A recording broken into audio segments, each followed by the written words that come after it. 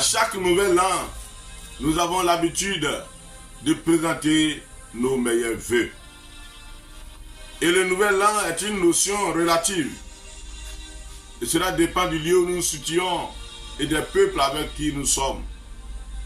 Nous qui sommes de la tradition des pays colonisés par l'Occident, nous fêtons le nouvel an toujours le 1er janvier. Les Chinois ne le font pas et c'est en février. Les Juifs, pour eux, c'est en mars. Et les Arabes, disons le monde musulman, c'est le jour du Ramadan. Donc, ce qui revient à chacun de ces peuples, à chacun de ces lieux où l'on se situe, c'est que l'on souhaite le nouvel an. Au nouvel an, l'on dit meilleurs vœux. Bonne et heureuse année. Alors, je voulais aussi vous dire bonne et heureuse année 2025. 3 Jean, verset 2, nous dit, et je lis, bien-aimé, je souhaite que tu prospères à tous égards et sois en bonne santé comme prospère l'état de ton âme. Dieu lui-même a inspiré son serviteur pour nous présenter ses meilleurs vœux, pour nous présenter ses souhaits.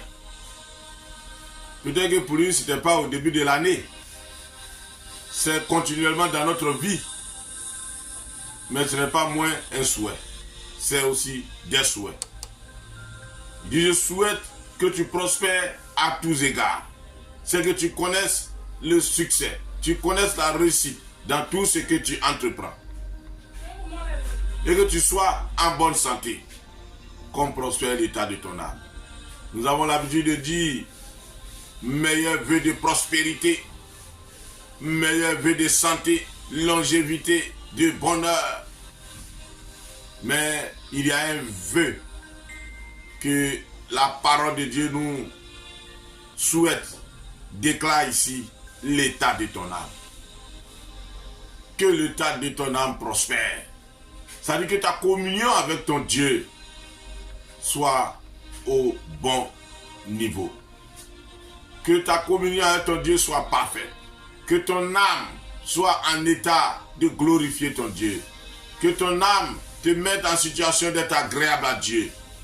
En cette année 2025, que tu aies une bonne relation avec ton Dieu. Une bonne communion avec ton Dieu. Ta vie de prière, ta vie de jeûne, ta vie de méditation, ta vie d'obéissance à Dieu